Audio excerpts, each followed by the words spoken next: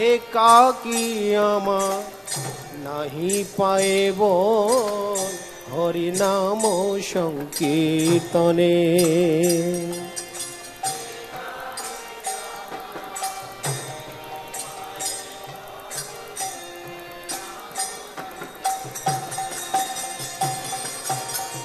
तुमी कृपा करी श्रद्धा बिंदु दिया, तुमी कृपा करी, तुमी कृपा करी श्रद्धा बिंदु दिया।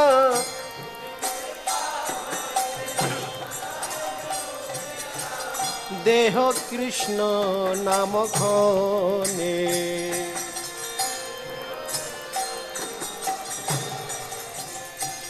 ओहे वैष्णव ठाकुर दयार सागर ए दासे करुणा करे।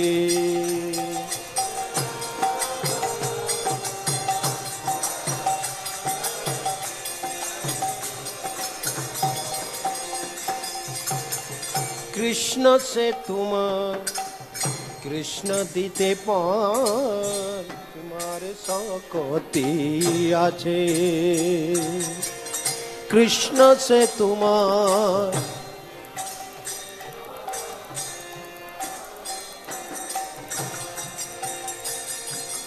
कृष्ण से तुम्हार कृष्ण दीते पार तुम्हार सकती आछे।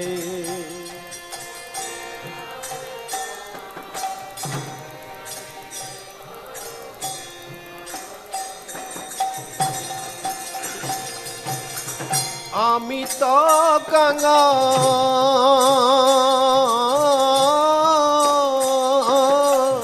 आमी तो कंगाल कृष्ण कृष्ण बोली, आमी तो कंगाल थाए तब पाछे पाछे।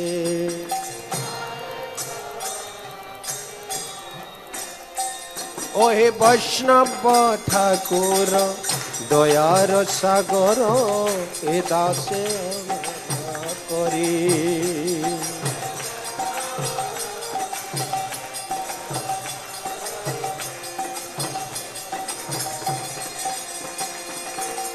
दिय पद छाया तुम्हें आमाय, दिय पद छाया सुधाए आमाय, दिय पद छाया तुम्हार चरण धरे, तुम्हार चरण धरे। ओहे वैष्णव ठाकुर दयार सागर ए दास करुणा करे। ओहे वैष्णव ठाकुर दयार सागर ए दास करुणा करे।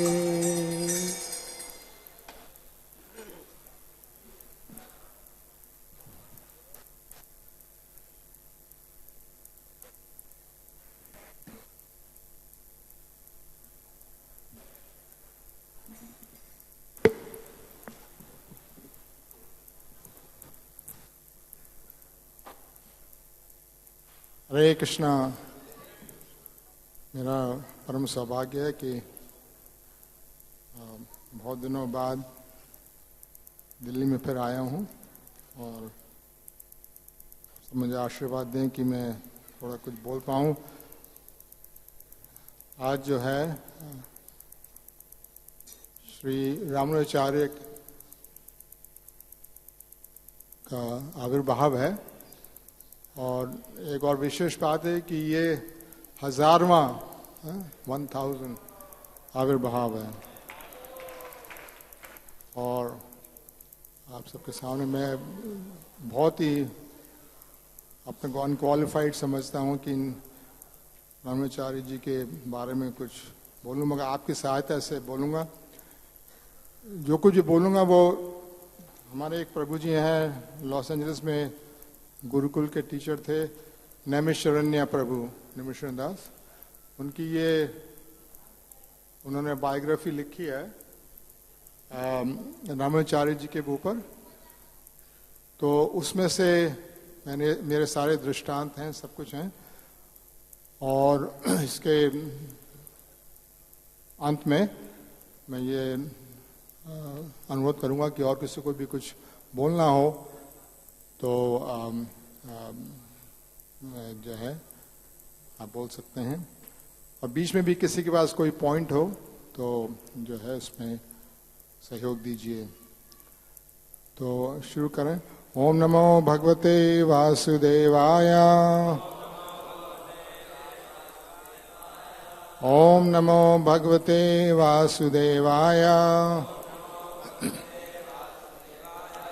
ओम नमो भगवते वासुदेवाय। अब एक मंत्र और दोहराएं, उसका आपको कारण मालूम पड़ जाएगा। ओम नमो नारायण। ओम नमो नारायण। ओम नमो नारायण। तो ये श्री संप्रदाय का मंत्र बोलते हैं और रामानुजाचार्य जी को यही मंत्र दिया गया था, तो इसलिए हमने उच्चारण किया। ओम ज्ञानम तरुणस्य ज्ञानंजनशलाकया चक्षुरुन्मिलितं येन तस्मै श्री गुरवे नमः। श्री चैतन्य मनोभीष्टं स्थापितं येन भूतले स्वयं ददाति स्वपदान्तिकं। वन्देऽहं श्रीगुरु श्रीयुतपदकमलं श्रीगुरु वैष्णवांश साग्रजातं सहृतं सम।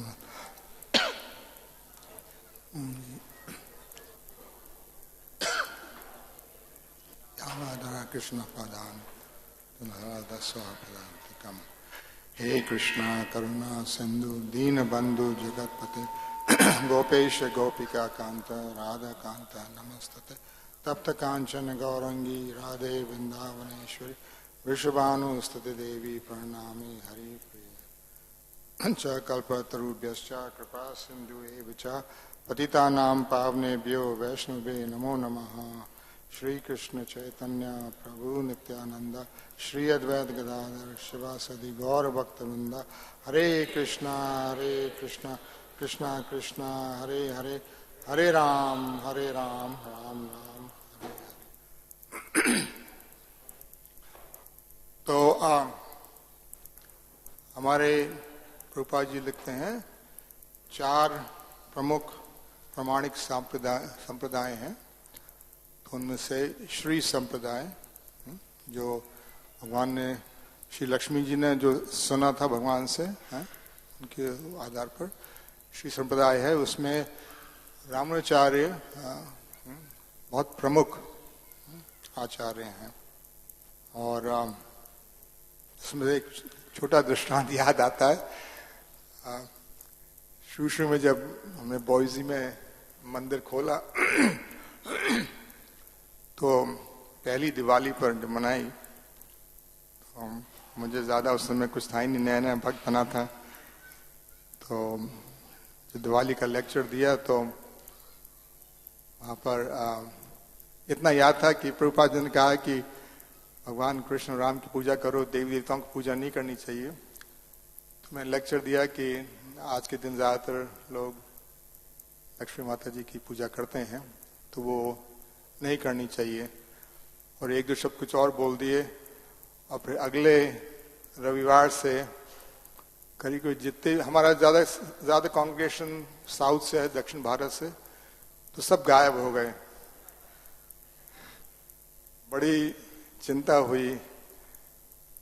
तो मेरी फिर पत्नी ने एक दो जगह कॉल किया तो मालूम पड़ा कि वो सब बड़े अपमानित हो गए थे। इसलिए हो गए थे क्योंकि उस समय मुझे इतना ज्ञान नहीं था कि वो लक्ष्मी जी को देवी की तरह नहीं पूछते बल्कि गुरु की तरह पूछते हैं। तो मैंने उनका गुरु का अपमान किया, तो उन सबसे माफी मांगी मैंने। तो रामानुजाचार्य, इनकी कोई प्रमाणिक बायोग्राफी नहीं है, क्योंकि उस जमाने में उस समय लोग अपने ऊपर इतना अपने को ग्लोरीफाई नहीं करते थे बल्कि भगवान के लिए। तो इनकी जो है जितनी भी रामानुजाचार्य के हैं वो कहते हैं अंग्रेजी में हेलोग्राफीज, कि उनके बारे में जो लोकोक्तियां हैं, जो महापुरुषों को याद था, उसके बेस पर जो है बहुतों ने पुस्तकें लिखी, तो उसके बेसिस पर है। तो यहाँ तक ये भी है कि कुछ लोग कहते हैं कि उनका आविर्भाव जन्म करीब 20-30 साल बाद हुआ था, मगर करीब सभी सारे समाज में ये है कि उनका आविर्भाव इस वर्ष 1017 में हुआ था। तो श्री रामाचार्य ने एक चीज और, हम जब भक्तों का होता है, मेरे जैसों का खासकर, कि जब कोई लेक्चर तैयार करना होता है तो वेदा बेस आप सबके पास होगा, उसमें जाके सर्च करते हैं। तो रामाचार्य जी का करीब 1080 रेफरेंसेस हैं। तो प्रभुपाद जी ने उनसे बहुत चीजें ली, हमारे संप्रदाय ने भी, और उनको प्रमाण के तौर पर उनका नाम लेते हैं। तो ये नहीं है कि जो है अभी इस्कॉन में मदुराई में जयपताका महाराज के उनके सौजन्य में बहुत बड़ा समारोह किया इस्कॉन ने, जिसमें श्री समुदाय के भी जीयर आए थे, सब कुछ आए थे, और करीब 5000 लोग थे। तो हमारी आप देखेंगे जो अर्च वगैरह की जो पूजा है, डीटी वर्शिप, वो बहुत कुछ श्री संप्रदाय से आ रही है, और जो फिलॉसफी की जो है, दर्शन की, वो भी वहाँ से आ रही है। तो श्री रामाचार्य ने जो है विशिष्ट अद्वैतवाद को का प्रचार किया था। फिर मध्वाचार्य जी ने द्वैतवाद या तत्ववाद, और मार्गचार्य ने द्वैत अद्वैता, और इसके बाद जो विष्णु है ना, वह विशिष्ट अद्वैतवाद जो है वो भी था। तो 4 हैं। उसके बाद जो है इन चारों में थोड़ी थोड़ी कमी कहना नहीं, मैं कुछ चीजें महापुरुष बता नहीं पाए थे। तो फिर आए चैतन्य महाप्रभु, और उन्होंने इन सबको जो है इसका सार करके अचिंत्य भेद जो है वो हम सबको दिया, जिसमें फिर सब चीज का समागम हो गया। तो ये तो थोड़ी फिलॉसफी की बात है, इससे ज्यादा नहीं बोलूंगा, क्योंकि मेरे में वो क्वालिफिकेशंस नहीं है। मगर जो ब्राह्मणाचार्य जी हैं उनकी जब हम गाथा गाते हैं, कथा बोलते हैं, तो उसमें यमुनाचार्य जी हैं, उनसे पहले जो आए थे, उनके बिना, उनके बारे में बोले बिना हम ज्यादा बोल नहीं सकते। यमुनाचार्य जी जो हैं वो क्या कहते हैं, रामाचार्य से पहले आए थे। वो भी जो है उनके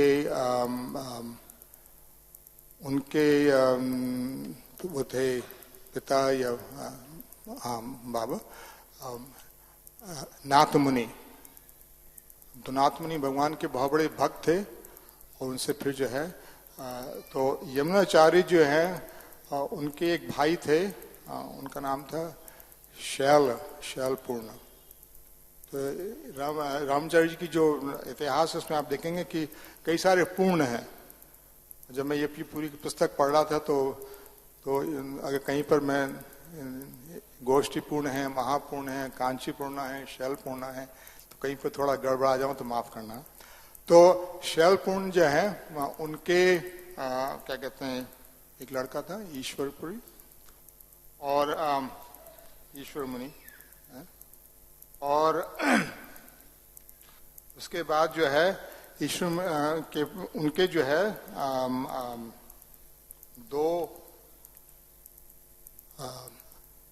दो पुत्र हुए। तो और एक का क्या कहते हैं नाम था, उनकी 2 बहनें थी, कांतिमती और दीप्तिमती। तो कांतिमती के गर्भ से हुए क्या कहते हैं हमारे रामाचार्य, और दीप्ति से हुए गोविंदा। और ये दोनों भी जो मौसेरे भाई थे, ये भी हम लगातार जुड़े रहे। और बाद में मालूम पड़ेगा कि किस तरह जो गोविंद थे उन्होंने श्री रामाचार्य से दीक्षा ली थी और उनके अंत तक उनके सेवक रहे थे। तो ये जो है यमुनाचार्य जी, तो ये सॉरी कांतिमती से यमुनाचार्य जी, देखिए गड़बड़ हो गई, यमुनाचार्य जी के हाँ चीफ जो मुख्य सन्यासी शिष्य थे श्री शैलपूर्ण, उनकी दो बहनें थी, कांतिमती और दीप्तिमती। कांतिमती से रामाचार्य और दीप्तिमती से गोविंद। तो यमुनाचार्य जी जो हैं बहुत ही शुरू से बहुत बड़े विद्वान थे और उनके गुरु थे भाष्याचार्य। तो उस जमाने में जैसे होता था, तो वहाँ का जो पांड्य राज का जो राजा था, और वहाँ पर उसके वहाँ एक पंडित था, उसका नाम था कोलाहल। वो कोलाहल बहुत ही विद्वान था, जैसे अपन कहते हैं केशव कश्मीरी की तरह। एक चीज और देखेंगे कि इन सारी लीलाओं में बहुत सी सिमिलैरिटी हैं जो प्रभुपाद के जीवन में हुई, चैतन्य महाप्रभु ने जो किया। तो आप देखेंगे कि लीलाएं एक तरह से वही हैं महापुरुषों की। तो वो जो है कोलाहल बहुत था, तो कोलाहल ने अपने एक शिष्य को भेजा कि जो यमुनाचार्य जी के जो गुरु हैं भाष्याचार्य, उनसे वाद विवाद करने के लिए उनको बुलाया। तो जब वो शिष्य आया तो उस समय भाष्याचार्य जी जो है वो वहाँ नहीं थे, उपस्थित नहीं थे। तो यमुनाचार्य जी हैं उनकी अपने गुरु की कुटिया साफ कर रहे थे। तो वो आया तो बोला कि तुम्हारे गुरु कहाँ हैं, कि वो इस समय है नहीं। तो उनका कि मैं आपकी क्या सेवा करूं, क्यों आए हैं। तो बोला कि तो मालूम नहीं मैं कौन हूँ। मैं कौन, कि मैं कोलाहल जी का शिष्य हूँ और उनसे विवाद करने के लिए, वाद विवाद करने के लिए जो है आपके गुरु को क्या कहते हैं आना पड़ेगा। तो जिस टोन में उन्होंने कहा, वो यमुनाचार्य जी को बहुत बुरा लगा कि मेरे गुरु की जो गुरु का अपमान कर रहा है। तो उन्होंने कहा कि मेरे गुरु क्या, मैं आके मैं आपके गुरु से वो करूंगा डिबेट। तो वो जो है शिष्य को वो जल बुना बैठा कि ये जरा सा लड़का, उस समय यमुनाचार्य जी बहुत छोटे थे, ये जरा सा लड़का ये ऐसे मजाक बना रहा। तो वो बड़े गुस्से में वापस गया, कोलाहल से कहा। फिर तो जो राजा थे वो भी थोड़ा अचंभे में थे। तो उन्होंने कहा ऐसी बात है तो चलो उस लड़के को बुलाओ। तो जब फिर दोबारा आया तो यमुनाचार्य ने कहा कि मैं चलूंगा, मगर क्योंकि मेरे लिए पालकी भेजो आप। कि मैं ऐसे अगर जब मैं इनसे करूंगा तो मेरा स्टेटस भी है, मुझे पालकी भेजिए। तो फिर राजा ने जो है पालकी भेजी, उनके साथ 100 सिपाही भेजे, उस पर जो है फिर यमुनाचार्य चल के आए। इस बीच जो है जो राजा थे और उनकी रानी पत्नी, उनमें थोड़ा ये क्वेश्चन आंसर हुआ। तो राजा जो है बोले कि छोकरा आ रहा है, हमारा लड़का आ रहा है, तो ये क्या हराएगा। तो रानी बड़े विनम्रता से बोली कि नहीं, मुझे ये हो रहा, विश्वास हो रहा कि ये जो है ये लड़का जो है कोलाहल को हरा देगा। तो उसमें राजा ने कहा आलाबंद्रा। अब आलाबंद्रा जो है वो है एक तरह का बोलने का तरीका है कि जो है देखेंगे, मतलब कीजिए। तो फिर उन्होंने राजा रानी ने ये शर्त लगाई आपस में। तो राजा ने कहा कि अगर ये लड़का जीत गया तो मैं अपना आधा राज्य इसको दे दूंगा। तो जो है ये बात हो गई। और रानी ने कहा कि अगर मैं हार गई तो मैं आपकी जो दासी है उसकी दासी बन जाऊंगी। तो ये हो गया। फिर यमुनाचार्य जी आए, सब लोग देख के चकरा गए कि जरा से अगेन शायद 12 या 16 साल के थे, कहाँ कोलाहल जी थे, दोनों बैठे। तो पहले तो कोलाहल ने जो है अपने उनको हराने की कोशिश की। तो पहले होता था संस्कृत की जो व्याकरण होती है वो बोलनी शुरू की। तो यमुनाचार्य जी ने सारे उत्तर दे दिए, जैसे आप केशव कश्मीर है कि चैतन्य महाप्रभु सुनते रहे और बाद में उन्होंने क्या कहते हैं उनकी गलतियां बताई। तो इतना तो नहीं गया था, तो उन्होंने उसकी परीक्षा ली, उसमें सब जीत गए। अब वो जो है कोलाहल जो है अंदर बड़ा पसीने पसीने हो रहा था। फिर उन्होंने कहा कि अब तुम्हारी बारी है। तो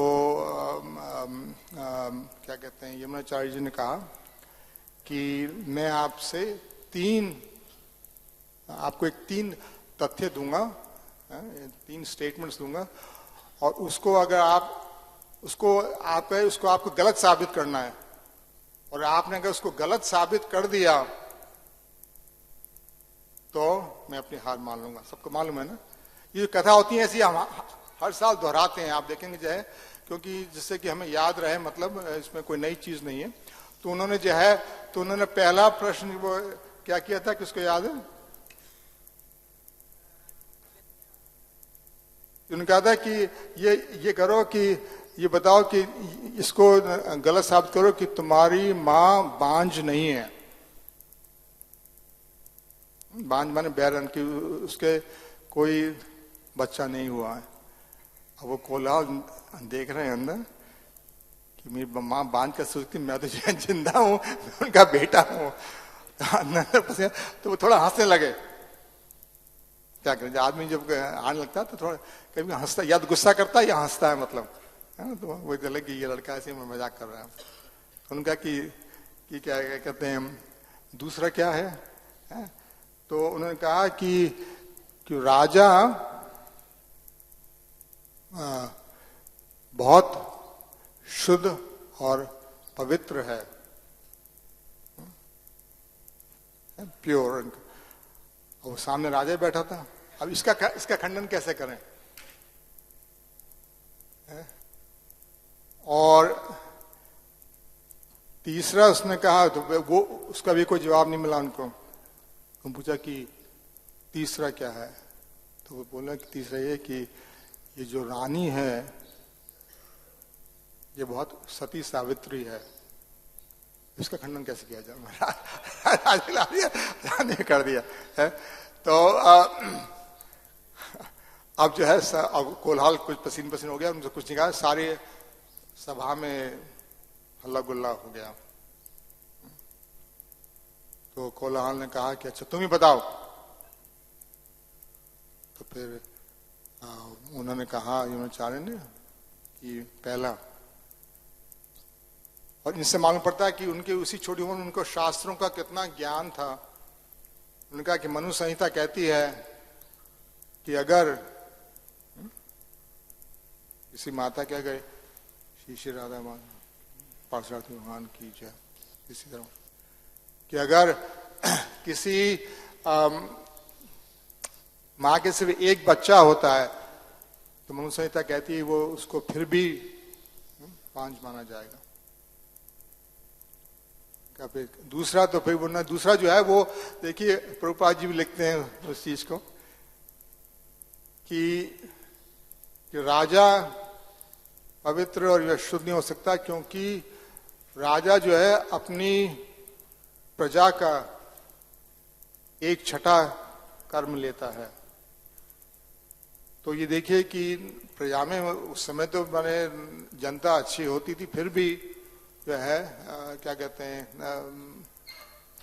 नास्तिक लोग और दुष्ट लोग होते थे। तो इसलिए राजा चाहे कितनी कोशिश करे वो जो है वो बिल्कुल शुद्ध और सात्विक नहीं हो सकता। रानी की बात तो ठीक है, राजा भी, रानी तो राजा से उसकी शादी हुई थी। तो वो उन्होंने फिर कहा कि मनु संहिता कहती है कि राजा जो है 8 देवताओं का रिप्रेजेंटेटिव होता है, अग्नि वायु ये सब कुछ, वो 8 है। तो इसके माने कि रानी के जो है 8 पति हैं। उसके बाद जो है क्या कहते हैं, वो हार गए और शर्त के अनुसार राजा ने यमुनाचार्य जी को आधा राज्य दे दिया। अब देखिए, जब राज्य मिल गया तो कुछ दिन तक तो जो है यमुनाचार्य, उसमें 16 साल के थे, जो है राज करते, अपनी भक्ति भी करते रहे। जैसे जैसे वो मैनेजमेंट में इन्वॉल्व हुए, अब मैं उससे रिलेट कर सकता हूँ, धीरे धीरे उनकी भक्ति खत्म होती गई, राज की समस्या इतनी, और फिर वो ऐश्वर्य में पड़ गए, दासियां और अच्छा प्रसाद और सब कुछ, और धीरे धीरे वो सब अपनी साधना भूल गए। इसमें बहुत बड़ी शिक्षा है, धीरे अपनी साधना भूल गए और उधर क्या कहते हैं, उनके जो गुरु थे और क्या जो नाथ मुनि थे, वो बड़े विचलित हुए कि एक हमने अच्छे भक्त को खो दिया। तो फिर जब नाथ मुनि जब अपना शरीर छोड़ रहे थे तो उनका जो मुख्य शिष्य था राम मिश्रा करके, उनके पास आया कि आपकी क्या इच्छा है, मैं क्या कर सकता हूँ। तो मेरी इच्छा है कि जो है, जो यमुनाचार्य हैं, यमुना है उस आचार्य, कि किसी तरह उनको वापस लाना है। और ये ऐसी चीजें रामाचार्य की कथा में बहुत जगह आती हैं, और मैं जो प्रभावित हुआ कि यह है कि गुरु अपने शिष्य गुरु को भूल जाए, बेटा बाप को भूल जाए,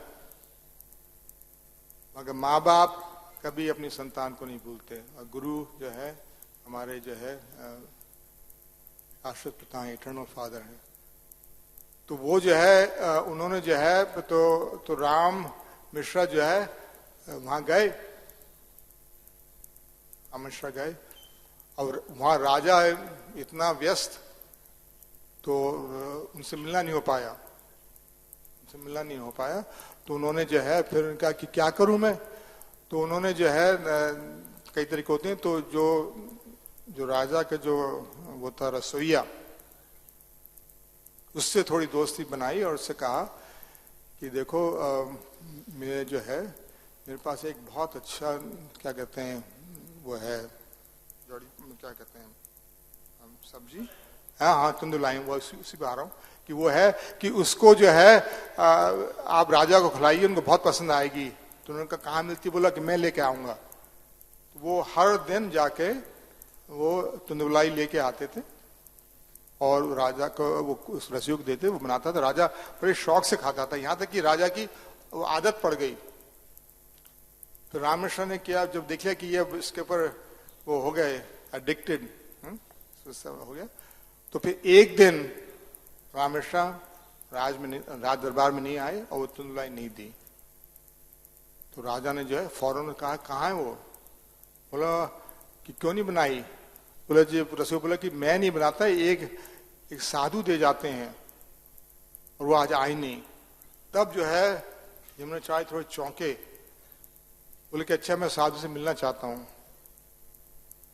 तब जो है अगले रोज जब वो आए रामेश्वर, तो उनको दरबार में ले आया गया, वहां बैठे, यमुनाचार्य जी ने उनका स्वागत किया और उनको बताया कि कहाँ से आ रहे हैं। तब यमुनाचार्य को जो है थोड़ा थोड़ा वापस अपनी चीजें याद आई, और उसके आने पर उन्होंने जो है फिर राम मिश्रा ने उनको थोड़ी जो है गीता सुनानी शुरू की, और फिर उनसे कहा, फिर थोड़ी जागृति हुई, तो उन्होंने कहा कि आपको आपके गुरु बुला रहे हैं, दर्शन करने चलिए। तो यमुनाचार्य मान गए। तो रास्ता थोड़ा लंबा था, 3-4 रोज का। तो राम मिश्रा हर रोज उनको गीता सुनाते थे, और फिर धीरे धीरे यमुनाचार्य को उनको फिर अपनी जो पुरानी भक्ति थी, वो एक बार जो संस्कार पड़ जाते हैं, अगर हम संस्कार डाल दें, गुरु संस्कार डाल देता, हम जो है तो फिर वो संस्कार काम में आते हैं। तो धीरे धीरे जो है यमुनाचार्य को याद आया। फिर जब देखा ये रामकृष्ण ने कि यमुनाचार्य वाकई में इनकी जागृति फिर से हो रही है, तब उन्होंने कहा कि जाने से पहले हम यहाँ पर कहीं बैठ के एक बार पूरी गीता पढ़ लें। तब जो है उन्होंने पूरी गीता पढ़ी, तब एकदम यमुनाचार्य को पूरी जागृति हुई। और उसके बाद जो है उन्होंने तभी जब वापस पहुंचे श्रीरंगम, तो उन्होंने अपना राज्य त्याग दिया, वापस राजा को दे दिया और कुछ और जैसे कहते हैं ना डोनेशन में दे दिया। तो इसलिए कह रहे हैं कि यमुनाचार्य जो है वहां पर श्रीरंगम में थे और उन्होंने क्या कहते हैं बहुत विशिष्ट थे, भगवान के बहुत बड़े भक्त थे। और क्या कहते हैं फिर उसके बाद एक मिनट, इधर जो है ये यमुनाचार्य, ये रामानुज इधर बड़े हो रहे थे। अब रामानुज जी कथा शुरू करते हैं जो आती है, अब बाद में कनेक्ट करेंगे। तो रामानुजाचार्य भी जो है शुरू बचपन से ही बहुत ब्रिलियंट थे, बहुत ही वो थे। तो उनके मगर उस समय जो है, क्योंकि शंकराचार्य जी उस समय जो प्रमुख थे और वो थोड़े दिन में गए हुए, तो जो इम्पर्सनलिज्म जो है शून्य क्या कहते हैं ये बहुत था। तो उस समय जो है जो पाठशाला थी जहाँ पर रामानुजाचार्य जाते थे, उसमें जो है जो मुख्य अध्यापक कहिए, गुरु कहिए, वो थे यादव प्रकाश। तो वो निर्विशेषवादी थे, तो वो पढ़ाया करते थे। तो जो रामानुजाचार्य शुरू से उनका जो है, उनको लगता था कि यहाँ जो पढ़ाया जा रहा है, शुरू से भक्त हैं जो कहिए कि पहले से बहुत से लोग कहते हैं कि रामानुजाचार्य जो है लक्ष्मण जी जो है शक्ति उनके अवतार हैं। इसका इसलिए नाम है रामानुज, राम के छोटे भाई। तो वो जो है वही था, उनको कोई भी एक बार चीज सुन लेते थे, उनको याद रहती थी, मतलब कहते हैं फोटोग्राफिक मेमोरी।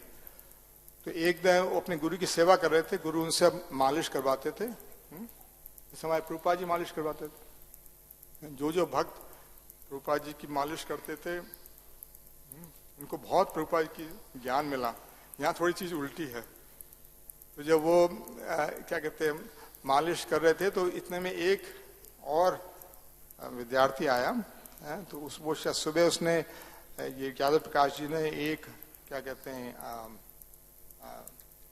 श्लोक बताया था, उसको समझ में नहीं आया था। तो वो आया कि महाराज, गुरु महाराज, मुझे आप वो श्लोक का मतलब समझाइए। तो ये श्लोक ये है कप्यासम पुंडरीकाक्षम एवं अक्षिणी। तो क्योंकि वो निर्विशेषवादी थे, तो उनको जो है यादव प्रकाश को उन्होंने इस तरह समझाया कि कपि आसम, वो जो बंदर होता है कि उसका जो है पीछे का हिस्सा आप देखोगे, बंदर जो होता है पीछे लाल होता है। तो कि ये जो श्लोक में जो है ये जो तुलना की गई है भगवान की आंखों की, वो जो है जो बंदर है उसके रियर एंड की जो है, उसके पीछे के जो है, उसे वहां जो लाली उसे तुलना की गई थी। वो सुनते ही रामानुजाचार्य जो है उनके आंखों से आंसू टपकने लगे, गर्म आंसू टपकने लगे। तो वो जैसे कहते हैं कि अगर कैसे मालूम पड़े कि कोई ये आंसू खुशी के या दुख के, तो खुशी के आंसू क्या होते हैं, ठंडे होते हैं, और दुख के आंसू गर्म होते हैं। तो वो जो है यादव प्रकाश जो है बोले कि क्या बात है, क्यों रो रहे? कहा गुरुजी मैं बहुत दुखी हूँ कि आप जो है जो भगवान हैं उनकी जो है बंदर से, उनकी आंखों में जो है बंदर के जो है उससे ये कर रहे हैं कंपैरिजन। तो उन्होंने कहा कि उनको थोड़ा गुस्सा आया कि ये समझ गए कि जरा सा लड़का मेरा जो है ये मुझे चैलेंज कर रहा है। तो उनका क्या, तुम्हारे कोई और इससे अच्छा वो है एक्सप्लेनेशन, मतलब तो शब्दार्थ मुझे बताओ। तो वो फिर रावण फिर बोले बड़े से कि हाँ, आपकी कृपा से, आपकी कृपा से मैं जो है बताने की कोशिश करूंगा। तो यादव प्रकाश जो है फिर हंस के बोले कि तो ये जरा सा लड़का जो इतने बड़े शंकराचार्य हैं, उनका जो मतलब है उसका खंडन करेगा। तो रामानुजाचार्य बड़े शांत भाव में बोले कि ये जो शब्द है कप्यासम, संस्कृत में जो है एक ही शब्द के संधि के हिसाब से कई मायने हो सकते हैं, अर्थ हो सकते हैं। तो उन्होंने कहा कि कपि का मतलब ये भी है, क और पी छोड़ के, कि कम जलम, कि वो वस्तु जो जल पीती हो। तो वो है सूर्य। और आसम मीन के मतलब है खिलना, फूल का खिलना।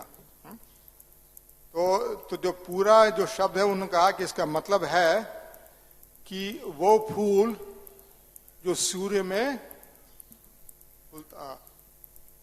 पूरा फलता हो, वो कौन सा होता है? कमल। तो वो बोले, तो इसलिए बोले कि उपनिषद में ये जो मंत्र है इसका अर्थ ये है कि भगवान की आंखें ऐसी सुंदर हैं जैसे कमल का फूल, और ये हम कहते हैं कमलाक्ष, अरविंदाक्ष, तो ये चीज है। तो वो जो है यादव प्रकाश जो है क्या कहते हैं, उसने सुन लिया उन्हें, मगर उनको एकदम हो गया कि ये लड़का जो है ये बदमाश है, ये हमें तंग करेगा। इसके बाद फिर एक और हुआ, तो उसमें जो है उसके अंदर आया वो जो था, और इसका आपको कई पुस्तकों में इसका वो ये इन चीजों का मिलेगा। तो वो था सत्यम ज्ञानम अनंतम। ये भी तत्वत्रय उपनिषद में है। तो उसमें जो है उन्होंने मतलब क्या दिया कि भगवान सत्य और ज्ञान है, और अनंत माने अनंत के, कि भगवान वो हैं है जी, हाँ ब्रह्म। तो हाँ कि वो है कि भगवान कि ब्रह्म और सत्यम और ज्ञान। तो वो जो है उसका मतलब ये है कि भगवान का कोई रूप नहीं है, जैसे बहुत से लोग कहते हैं अमेरिका में कि God is truth, God is love. हम क्या कहते हैं? Truth, truth is God, love is God. समझे? भगवान कभी झूठ नहीं बोलते। तो लगता है कि वो झूठ बोल रहा हूं। भगवान जो है हमेशा दयालु हैं, प्रेम करते हैं, चाहे कभी लगता है कि बड़े क्रूर हैं। तो उनका कि नहीं नहीं, इसका मतलब है कि भगवान की ये गुण है, और गुण होने के लिए क्या होना पड़ेगा? एक आकार, एक शरीर होता है। तो उसमें भी जो है क्या कहते हैं, ये जो है यादव प्रकाश बहुत ही गुस्सा हुए, और उन्होंने उसको जो है क्या कहते हैं, अब क्या करें, तो इसको निकाल भी नहीं सकते थे। तो उन्होंने अपने और शिष्यों के साथ इनको छोड़ के एक षड्यंत्र रचा कि जो है रामानुजाचार्य को खत्म करना है। ये दो माने खाली निकालने की बात नहीं है, ये अगर बड़ा होके इसने प्रचार करना शुरू किया तो ये हमारे शंकराचार्य जी की जो सारी जो फिलॉसफी है उसको जो है उसका नाश कर देंगे। तो बहुत जरूरी है कि इनको जो है इनकी लीला को समाप्त किया जाए। तो उन्होंने कहा अब कैसे करें, ये खून खराबा जो है कैसे हो बिना इसके दोष नहीं आवे। तो उन्होंने कहा ये एक षड्यंत्र रचा कि हम सब होता ना अपन मायापुर जाते हैं ट्रिप और या वृंदावन, ये तो उन्होंने कहा कि जो है ये घोषणा कर दो कि गुरुजी और सारे शिष्य गंगा में स्नान करने जा रहे हैं। यहाँ दक्षिण भारत है उसके ऊपर जाके गंगा में स्नान करने जा रहे हैं, और जब जाएंगे तो रास्ते में कहीं इनको खत्म कर देंगे और इसके बाद किसी पर दोष नहीं लगेगा और सब चीज हो जाएगी। तो चले, तो जो जो जो रामाचार्य के जो मौसेरे भाई थे गोविंद, वो भी इनके साथ पढ़ते थे, दोनों उसी उम्र के थे। तो उनको ये मालूम पड़ गया, तो उन्होंने जो है रामाचार्य जी को बताया कि आप जो है कि इस संभल के रहिए, और जैसे कोई जंगल आएगा आप वापस कांची चले जाइए और मैं इनके साथ चला जाऊंगा, इससे कि किसी मालूम पड़े। तो फिर जब वो जंगल में जा रहे थे तो वहां पर क्या कहते हैं वो गोविंदा ने कहा कि इस समय ठीक है, आप चुपचाप चले जाओ। तो फिर जो है गोविंदा जो लौट के आए जंगल से, तो सबने पूछा भाई कहाँ है, तो उन्होंने कहा कि जंगल में गए थे, वहाँ खो गए, और क्या कहते हैं राम जी को तो जो है कोई जानवर खा गया। तो अब जो है वो लोग बड़े खुश, ऊपर से दिखाया अरे मर गया, बड़ा ये है, बड़े खुश किया, उनको खुद ये पाप नहीं लगे, उन्होंने खुद मैंने भगवान ने उसका काम खत्म कर दिया। तो राम जी वापस आते हैं, और फिर जब क्या कहते हैं उसके बाद इस बीच ये जो है यमुनाचार्य, अभी वो लोग तो अभी गंगा तक अभी तो जो जा रहे हैं तीर्थ यात्रा पे, ये वापस आ गए। तो वहां पर फिर जो यमुनाचार्य थे वो बहुत वृद्ध हो गए थे, तो उनका अंत समय आ रहा था। तो उन्होंने अपने एक शिष्य महापूर्ण को उनसे पूछा गया कि आपकी क्या इच्छा है, तो उनका कि कांची में जो है एक जो है रामनुज है, उनसे मेरी मिलने की बहुत इच्छा है, तो उसको जो है आप लेके आओ। तो महापूर्ण गए, और इस बीच ये हुआ, ये भी थोड़ी कथा से मिलती भी है। देखिए कि जो है यमुनाचार्य जी को छोड़ रहे थे, तो उनके सारे शिष्य आए कि गुरुदेव आप अभी जा नहीं सकते, हम आपके बिना नहीं जी सकते। तो उन्होंने वही कहा कि नहीं, मैंने तुम्हें सब सारी शिक्षा दे दी है, मैं पुस्तकों में, जैसे प्रभुपाद जी ने जारी दे तो भक्तों ने कहा था, फिर भी वो बोले कि नहीं आपको अभी और रहना है। तो उन्होंने ये कहा था कि मैं 3 दिन और रहूंगा। तो इस बीच महापूर्ण वहां जो है गए।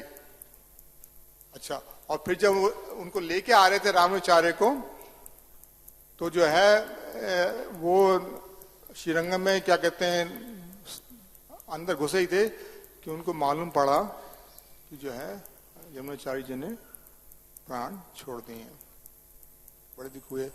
तो उनकी क्या कहते हैं शैया थी उस पर, तो वहां पर गए, सब उनको श्रद्धांजलि दे रहे थे। तो उन्होंने देखा कि यमुनाचार्य जी जो लेटे हुए हैं, तो उनका जो सीधा हाथ है, बाएं हाथ लेटे तो पूरा ये हाथ खुला हुआ है, सीधा हाथ वो इस मुद्रा में था, हथेली। तो रामाचार्य ने फौरन पूछा और शिष्यों से कि यमुनाचार्य जी क्या इसी तरह रखते हैं, इनके कुछ हाथ में कुछ डिफेक्ट था क्या, कुछ है क्या, कि नहीं। तो उन्होंने कहा कि वो एकदम समझ गया कि उनकी ऐसी इच्छा है जो कि वो पूरी करना चाहते हैं। उन्होंने वहीं खड़े होकर कहा कि गुरुदेव कि मैं वेदांत पर, वेदों पर जो है भाष्य लिखूंगा। जैसे उन्होंने कहा वैसे उनकी एक उंगली और खुल गई। फिर उन्होंने कहा कि दूसरी प्रतिज्ञा मैं करता हूं आपके सामने कि मैं सारे यहां तक होगा सारे भारत में घूम घूम के प्रचार करूंगा भगवान की लीलाओं का, उनकी दूसरी उंगली खुल गई। तीसरा क्या कहा उन्होंने कि मैं अपने एक शिष्य को पाराशर मुनि के नाम पर उनको नाम दूंगा। उनकी तीसरी उंगली खुल गई। ये जो सबसे जो आखिरी उंगली खुलने का, इसका कहीं ये बहुत बड़ी बात है कि वेदों पर लिखना भाष्य, और ये भी कि सब जैसे चैतन्य महाप्रभु प्रभुपाद घूमने गए, प्रचार करने गए, वो भी ठीक है। ये शिष्य को जो ये पाराशर मुनि का नाम देना, ये क्या बात है? तो वो इसलिए कि पाराशर मुनि हमारे वेद व्यास जी के पिता, दोनों ने जो है बहुत वेद लिखे, बहुत प्रचार किया, तो उनके ऑनर में ये था। तो वो तीनों उंगलियां जब खुल गईं, तब उन्होंने कहा कि अब जो है इनकी समाधि आप कर दीजिए। तो वो हो गया। उसके बाद से जो है रामाचार्य जो है वो क्या कहते हैं, एक तरह से उन्होंने यमुनाचार्य जी को वो गुरु मान लिया था, मगर दीक्षा नहीं हुई थी। तो खैर वो वापस चले गए कांचीपुरम। अच्छा, और फिर यहाँ पर जो, अब मैं थोड़ा स्पीड आगे करूंगा, बल्कि 9 बजने वाले हैं। वो क्या कहते हैं, वो वापस चले गए, और श्रीरंगम में जो जितने शिष्य थे यमुनाचार्य के, वो वहाँ मठ चलाने की कोशिश कर रहे थे, सब थे। मगर ये हुआ कि उनको दिखाई पड़ रहा था कि उन्हें कोई एक प्रमुख मठाधीश चाहिए, कि चीजें संभल नहीं पा रही थी। तो उनको ध्यान आया कि उनके गुरुदेव को एक तरह से भविष्यवाणी करके कह गए थे, रमणाचार्य से बहुत प्रेम था, वो इतने विद्वान थे कि उनको सबने सलाह की कि उनको लेके आए। उन्होंने महापूर्ण को वापस कांचीपुरम भेजा। उनसे कहा कि हो सकता है वो नहीं आए तो आप वहां पर 1 साल तक रह सकते हो, उनको कन्विंस करने के लिए कि वो श्रीरंगम आ जाए। तो पूर्ण वहां गए कांचीपुर में। ये बताना चाहता हूं कि रामाचार्य जी की 16 साल में विवाह हो गया था। 16 साल में विवाह हो गया था, और वो भी बड़ी सुंदर स्त्री से। हमारे प्रभुपाद जी एक सुंदर स्त्री से विवाह करना चाहते थे, मगर उनके पिताजी ने कहा था कि नहीं, तुम फंस जाओगे। तो उन्होंने उसका विवाह एक साधारण पिताजी से किया था। तो वो जो है उन्होंने जो गए, तो अच्छा, महापूर्ण भी अपनी पत्नी के साथ वो कांचीपुरम गए, और तो वो तो कुछ ये देखिए, भगवान की घटना देखिए कि वो आधे रास्ते थे कि वो जो है पता नहीं किसी कारण से रामानुज उनको बजाय कांचीपुरम के वहीं आधे रास्ते मिल गए। तो उन्होंने जो है वहां पर मिले। तो ये महापूर्ण अपनी संध्या में लगे हुए थे। आंख खोली तो देखा कि रामानुजाचार्य जो है उनको दंड प्रणाम कर रहे हैं। बड़े खुश हुए, सब कुछ हुआ। तो वो जो है महापूर्ण बोले कि हम वहीं आ रहे थे तुम्हें करने। तो रामानुज बोले, सब बात हो गई। तो बोले कि मैं आपसे दीक्षा लेना चाहता हूं। तो महापूर्ण ने कहा ठीक है, तो चले अब घर पहुंच जाए कांचीपुरम, वहां दीक्षा देंगे। बोले नहीं, मुझे दीक्षा यहीं लेनी है, इसी समय लेनी है। बोले क्यों? बोले आप जानते ही हैं कि ये श्री शरण मुंगरा से को पता नहीं कि मैंने यमुनाचार्य से दीक्षा लेनी थी, और क्या हुआ, यहां पहुंचने के समय मेरे सामने एक तरह से उनके प्राण पखेरु हो गए। अब ये दोबारा मैं नहीं चाहता। ये कथा मैं पहले सुन की, तो उससे जो मेरा जो रियलाइजेशन ये था कि जैसे भक्ति साम में कहा गया कि सबसे पहली चीज भक्ति के लिए है गुरु आश्रय। तो हमें गुरु का आश्रय लेने में जरा भी देर नहीं करनी चाहिए। जितनी जल्दी हो सके, कोई भरोसा नहीं अपने शरीर का, और गुरु चले जाएं तो शास्त्र कहते हैं कि जितनी जल्दी हो सके, जो भक्ति शास्त्र करनी है, डिसाइपल्स कोर्स करना है, जो भी करना है, 16 माला करके जितनी जल्दी हो सके, और तभी भक्ति आगे बढ़ेगी। तो उन्होंने कहा कि नहीं, यहीं बैठे बैठे मैं आपको यहां से हिलने नहीं दूंगा। तो वही महापुरुष ने जो है अग्नि जलाई, और जो वहां उस समय था तो उन्होंने फिर उनके पास वो थी मुद्राएं, जिसमें वो था शंख और गदा, उनको गर्म करके उनके दोनों बाहों पर उनको अंकित कर दिया, और तब से वो जो है वो गुरु बन गए। 2 मिनट बचे, एक दो चीज और कह के फिर ये समाप्त करेंगे। ये पुस्तक बहुत अच्छी है, अपने बुक स्टोर में है, आप चाहें तो खरीद कर पूरा पढ़ें, करीब 3 घंटे लगेंगे, 200 पेज हैं। तो उसके बाद जो है वो गए, वहां गए और उन्होंने जो है वहां पर उनके रामाचार्य के घर पर ठहरे। अब देखिए ये जो दृष्टांत है, ये ऑलमोस्ट प्रभुपाद जी की लाइफ में हुआ था, इसको खना के ये समाप्त करूंगा। तो उन्होंने जो है जो रामाचार्य तो 2 बड़े, उनमें कोई भेदभाव नहीं था किसी का, है वही बड़ी सुंदर कथाएं हैं। तो वो जो है उनकी पत्नी स्मारत ब्राह्मण के कुल से थी, ब्राह्मणी थी, तो उनको बहुत था यह छुआछूत का, भेदभाव का। तो जो है अब कहने को तो जो है महापुरुष जी की पत्नी वो गुरु पत्नी हुई है, तो माँ हो गई, मगर वो जो वो रामन जी की पत्नी थी रक्षाम्बल, वो उनका ऊपर से तो आदर करती थी, मगर अंदर अंदर लगता था ये जो है ये छोटे कुल की है। तो एक बार दोनों पानी भरने गई कुएं में। तो पहले जो है महापुरुष पत्नी जी की पत्नी पानी भर रही थी, नहीं हाँ, तो खैर वो पानी भर रही थी, और उसके बाद इतने में वो आई रावण जी की पत्नी, वो पानी भरी। अब उसमें ये हुआ कि जब 2 कलश हैं, तो जो महापुरुष जी की पत्नी था, उनके कलश से 2-3 बूंदें पानी की उनके उसमें चली गई, क्या कहते हैं राम जी पत्नी की कलश में। उन्होंने फौरन उनको डांट लगाई, ये तुमने क्या किया। देखिए गुरु मां गुरु पत्नी है कि जो है तुम तो छोटे कुल की हो, ये मेरा सारा पानी तुमने खराब कर दिया, अब फिर से बढ़ना पड़ेगा मुझे, खबरदार जो अगली बार से ऐसा किया। तो जो है एक तो ये घटना घटी। एक दूसरी घटना और है कि कांचीपुरम में एक कांची पूर्ण करके एक शूद्र रहता था, जो कि भगवान वरदराज का बहुत बड़ा भक्त था, जो कांचीपुरम की जो वहां पर जो डीटीज हैं। और ये था, सब लोग कहते थे कि इनसे भगवान बात करते हैं रात को। वो शूद्र जाति का था।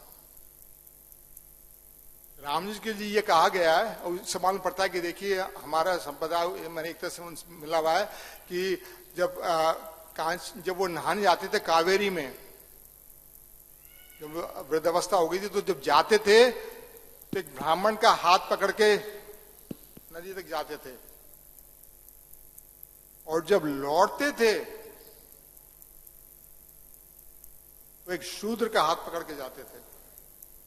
अब ये साउथ में ऐसी हो जाए तो ये तो कि शूद्र को छू के तो नहाना पड़ता है, और रामाचार्य जानबूझ के जाते वक्त तो ब्राह्मण जैसे दोहरे, और लौटते वक्त जो है शूद्र का हाथ पकड़ के आते थे।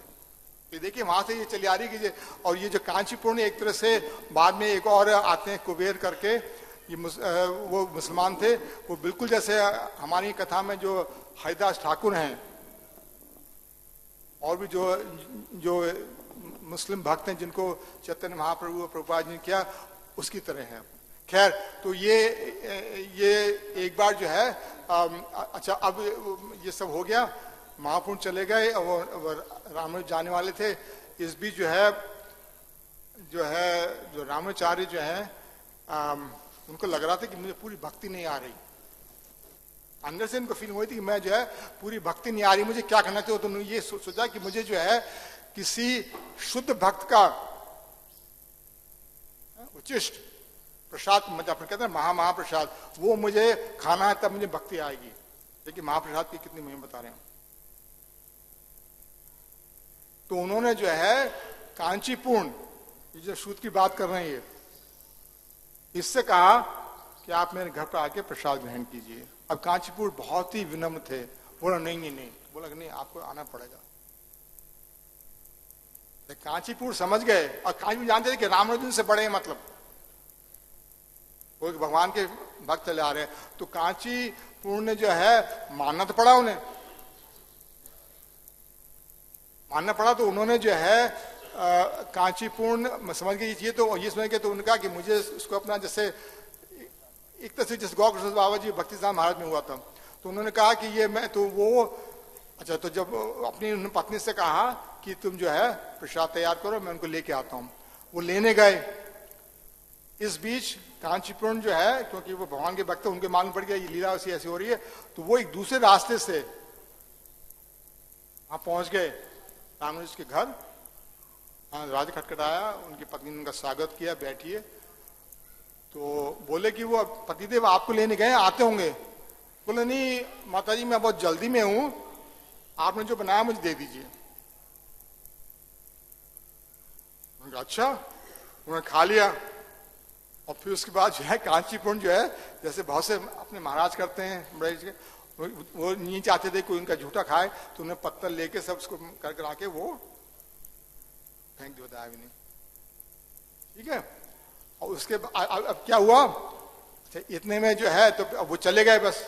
अरे वो उनकी जो पत्नी थी वही की थी, घर में भंगी घुसिया शूद्र, उन्होंने सारे घर को धोया और वो क्या कहते हैं गोबर से लीपा, और सारे जो जो जो प्रसाद था वो गाय उनको कुत्तों को खिला के फिर से जो है चूल्हा चढ़ाया कि मेरे पति आएंगे वो खाएंगे शुद्ध।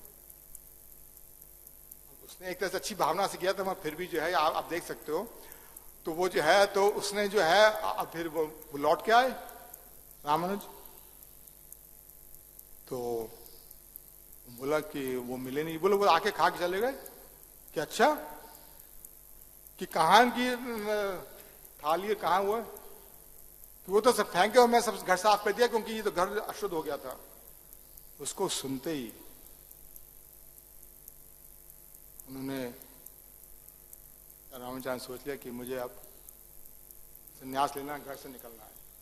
और उससे मुझे वही ध्यान आया जैसे प्रभुपाद जी का था कि जब उनकी पत्नी ने है ना भागवतम बेच के चाय बनाई थी, तो बिल्कुल वही स्थिति थी मन, जो भाव है वही था कि अब मुझे छोड़ना है। ये यही समाप्त करूंगा, महाप्रसाद का टाइम हो रहा है। बहुत सारी कथाएं हैं, माफ चाहता हूं मैं ज्यादा बोल नहीं पाया। और किसी के पास एक दो टिप्पणी या कुछ और हो, कोई डिटेल हो बता जाए प्रभु जी आप। हम बोल Hare Krishna. Thank you very much प्रभु जी। आपने बोला हिस्टोरिकली बताया, आलमंदार के हिस्ट्री से लेके रामानुजाचार्य तक, बहुत रोचक लगा। दो तीन इंपॉर्टेंट पॉइंट्स हम गौड़ीय वैष्णवों के लिए, वो ये है कि श्रीपद रामानुजाचार्य गौर लीला में श्री अनंत के रूप में प्रकट हुए थे, जो कि बिल्कुल पड़ोसी थे महाप्रभु के धर्मपत्नी, पहले धर्मपत्नी लक्ष्मी प्रिया माता के, उनके घर के पड़ोस में थे। अच्छा। तो विवाह के उपरांत तुरंत उन्होंने जब उपासना करी लक्ष्मी नारायण की अपने घर में प्रवेश करके, तो तुरंत उनके सामने गौरांग महाप्रभु और लक्ष्मी प्रिया प्रकट हुए उसी रूप में।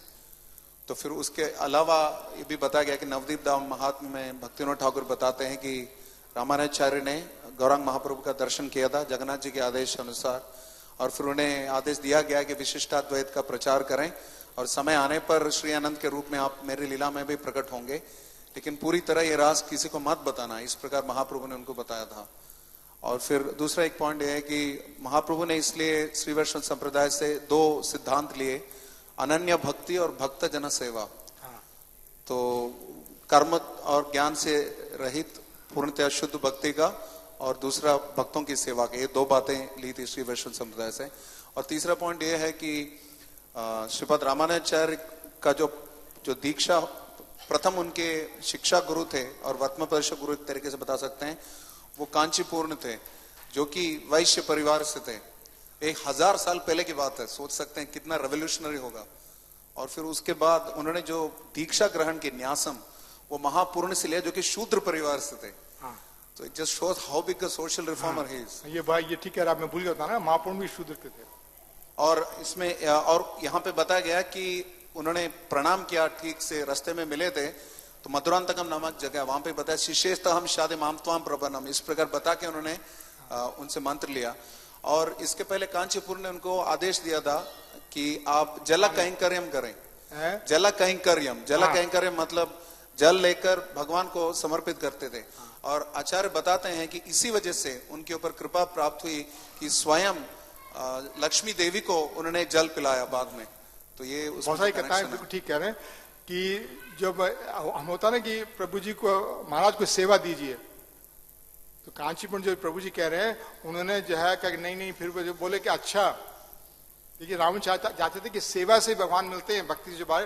तो उन्होंने कहा था कि तुम हर रोज, पहले यहाँ नल वल तो होते नहीं थे, मतलब रनिंग वाटर, तो कि जो है कि हर रोज वरदराज को घड़े में पानी लाया करो। तो वो हर रोज बिना नागा, जब भी कांचपुर थे, ये सेवा करते थे, जो प्रभु जी कह रहे हैं उसके वजह से। तो सेवा ये मैं होना था कि छोटी बड़ी है, ये वो है, कोई भी एक सेवा पकड़ लें चाहे कितनी छोटी हो, तो वो उससे जो है ये हम पहुंचते हैं। जहां तक ये और शूद्र का इसका सवाल है, एक चीज आती है कि इनकी लीला में, और फिर ये साउथ दक्षिण भारत में बहुत ही मंदिरों में है कि ये रामाचार्य दिल्ली तक आए थे। किसे मालूम है? मुझे नहीं मालूम था। दिल्ली तक आए थे। दिल्ली में जो राजा था, तो ये जब उन्होंने एक मूर्ति स्थापित की थी, मूर्ति जैसे अपने होता है कि माधवनपुरी को मूर्ति मिली थी क्या अंदर, इसी तरह रामाचार्य को स्वप्न आया था कि भगवान कह रहे हैं कि मैं यहाँ पर दबाऊं, क्योंकि मुसलमान वहां तक आ गए थे। बहुत पुरानी बात है, उस बाबर के समय की बात है। तो जो है वो उनको छुपा दिया था, तो बोला कि मुझे निकालना है, तो निकाल दिया, तो वो मंदिर में स्थापित हो गए। फिर भगवान बोले रामाचार्य से कि जो है मैं तो स्थापित हो गया, मेरी इच्छा बाहर जाके सबको क्या कहते हैं वो दूं कृपा, तो मेरी जो विजय मूर्ति उत्सव मूर्ति है वो लेके आओ। तो बोला कि कहा कि बोला कि जो है कि दिल्ली में जो राजा है, जो ये था मुसलमान, कि वहां पर है, वहां पर हूं मैं।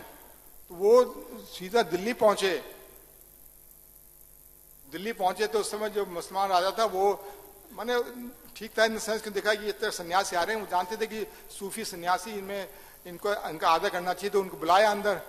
तो उनके क्या सेवा करूं, क्या दूं आपको? उनका कि मुझे आपके यहाँ एक मूर्ति है, वो मुझे चाहिए। तो वो तो सब जगह से मंदिरों को ध्वंस करता है, तो बोले बहुत सारी मूर्तियां, देख लो आप जो चाहिए। तो वो जो है वो सारी मूर्तियां देखी उसने, कोई नहीं मिली। बोला कि यहाँ तो नहीं है। तो बोला कोई एक और भी है, कुछ कोई और भी है क्या? कि हाँ, एक मेरी लड़की के पास है, लक्ष्मर उसका नाम था, बीबी लक्ष्मर, उसके पास है। तो बोला कि क्या मैं देख सकता हूँ? कि हाँ देख सकता हूँ। तो वो बाई चांस लड़की कहीं गई हुई थी, कमरे में गए, उनको फोन लगा कि हाँ ये ही है भगवान। तो उनका मैं ले लूं क्या? ले लो। राजा को नहीं मालूम था कि जो है जैसे हमारे एक तो वो कथा जैसे करौली की, जो मदन मोहन की है ना, तो वो जो है उन्होंने ले ली और फिर फौरन कहा भक्तों से, फौरन चलो ये मूर्ति के वापस नहीं ले, लड़की अगर अटैच होगी। जैसे लंदन में जो है प्रभुपाद जी जो लंदनेश्वर ला रहे थे, तो वो एक गुजराती सेठ थे, उन्होंने कहा प्रभुपाद जी को दिया कि देखो ये क्यों ये मूर्ति थोड़ी सी खंडित है, तो उन प्रभु ने कहा ले लो। और भक्तों से कहा कि फौरन लेके निकल जाओ, क्योंकि ये उनका मानना था कि उसका मन बदल जाएगा। तो भक्त जो फौरन, मैं इतनी भारी मूर्ति थी लेके किसी तरह का लेके भागा, वो पीछे जो है वो सेठ चला आ रहा था। तो इसी तरह ये जो मूर्ति ले ली और ये जो है चलते और पीछे जो है जो उसको मालूम पड़ा बीबी लक्ष्मर को कि मेरे तो प्राणनाथ गए, बड़ी रोई। राजा ने बोला कि नहीं, तो राजा ने सिपाहियों के साथ उसको भेजा कि मैं लेके आओ। बोला कि मैं भी साथ में जाऊंगी। सिपाही गए, बोला ना मैं, उससे मांगी देखी मैं भी साथ में जाऊंगी। तो वो उसका एक सेवक कुबेर करके, कुबेर वो उसके पीछे चला। तो वो ये दोनों गए, और तो राम जी का जो गैस था बिल्कुल ठीक था, वो निकल गए। फिर वो जाके उस राज्य की सीमा से बाहर आ गए। तो जब वहां पहुंचे अपने दक्षिण भारत में, तो वहां पर जो है सब सैनिक सो रहे थे। तो जो बीबी जो लक्ष्मण थी वो चुपचाप रात को अंधेरे में जाके, उसको विश्वास हो गया था, वो मंदिर में अंदर चली गई। वहां देखा उन्होंने कि जो है उनके वो जो छोटी डीडीज थे उनका नाम था रमा प्रिया, जिसके रमा प्रिया वहां थे। और तब से उन्होंने रामाचार्य ने उन्हें दीक्षा दी, और जो कुबेर था वही मुसलमान था, उनको दीक्षा दी। और जो है बीबी लक्ष्मण का तुम्हारी यहीं सेवा करो, और वहीं सेवा करते करते वहीं चली गई। और कहते हैं अब भी बहुत से दक्षिण भारत के मंदिरों में बीबी लक्ष्मण की मूर्ति को रखा जाता है, जैसे और है ना अलवर उनकी तरह, उसमें इतनी भक्ति थी। तो वो जो है वो अभी देखिए जो है ना कि ये जो कास्टिज्म है, भेदभाव, ये वहां से इसका खंडन हो रहा है। चतुर्माम ने और किया। और ये जो कुबेर है ये श्रीरंगम पहुंच गया था, ये बिल्कुल आखिरी चीज है। श्रीरंगम पहुंच गया था, तो वहां पर जो है रंगनाथ जी ने सपना दिया उनको कि तुम मंदिर में नहीं आ सकते क्योंकि तुम मुसलमान हो, नहीं आने देंगे तुम्हें। तो उन्होंने कहाँ भेजा उसको कि तुम वहां जाओ। कहाँ भेजा वो बताया जल्दी से, जगन्नाथपुरी। जगन्नाथपुरी जी हैं वहां, वो जगन्नाथ जी हैं, वो सबको दर्शन देते हैं, तुम वहां जाओ। तो वो जो है जैसे हरिदास ठाकुर वहां पहुंच गए थे, जगन्नाथपुरी में थे, उसी तरह वो वहां पहुंच गया था। श्री रामाचार्य की जय, श्रील प्रभुपाद की जय।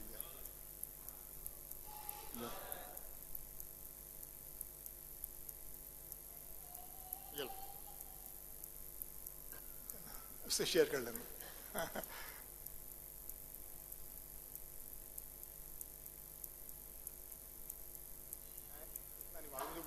बाहर से क्या होगा, बाहर एक और है, आपको मालूम, आप गए जयपुरी, वो है पतित पावन। हाँ, उसका है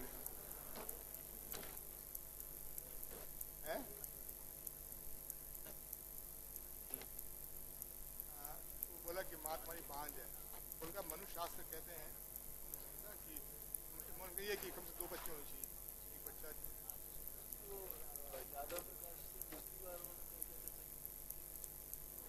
टाइम ये था कि ये कपि आश्रम तो पहले की चीज है, राइट।